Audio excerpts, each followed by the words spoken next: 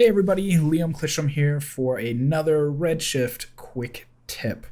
This time I'm talking about these little black boxes that seem to be annoying the heck out of everyone in the past week. I'm going to attribute it to the big Redshift sale, the 30% off one that just happened, and there's a lot more people using Redshift and they're wondering where the hell their previews are. So this mostly pertains to C4D users.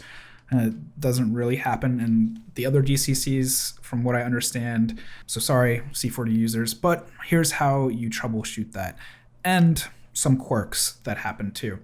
So it's actually pretty simple. Go into your shader graph and there's this options here to auto refresh previews.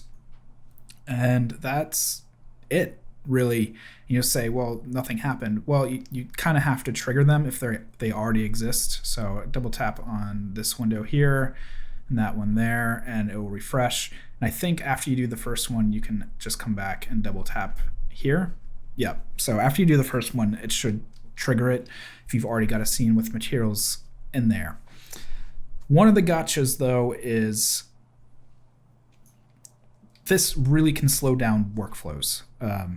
The reason being is that these are little preview windows that happen every time you change something. So Redshift does a little render.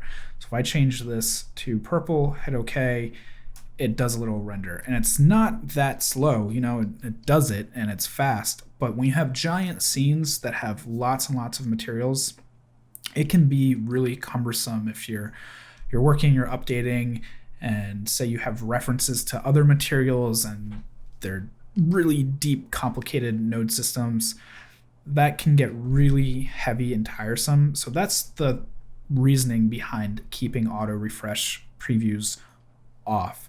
Is if you've ever worked in any other render engine, it's particularly happened to me in Octane where you load up a scene and there's 500 materials, it has to refresh all those materials.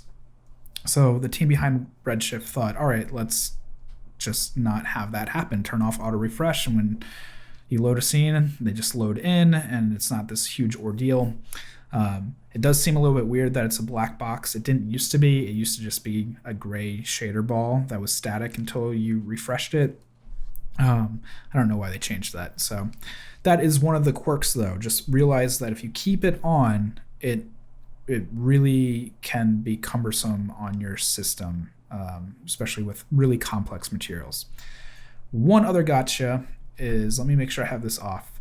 So let's say I make a new material and I just showed you that trick where you double tap and it refreshes. It doesn't always work right if you're doing it manually. It seems to trigger properly if you have auto refresh previews on, but not if you leave it off and try and refresh manually. So let's say I have this red sphere now, double click there, it does the render, come up here, does it, and it's there now, but it gets a little buggy sometimes. It may not actually update. So yeah, that doesn't update there, updates there, but didn't update this time. So it does the initial bake and it keeps it loaded into your material list, but it never updates again until you actually turn this on. So there is that quirk there. So if you really want to update your materials, first come in, turn on auto refresh, trigger the refresh, and then it'll update there. You'll see that there was this little square up there, this red square, and that just means that the preview isn't properly associated with this down here.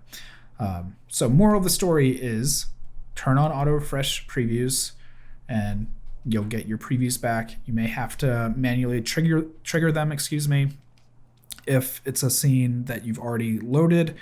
I'm pretty certain that if you turn this on before you load a scene, that it'll go through and auto refresh all those before you can get to work.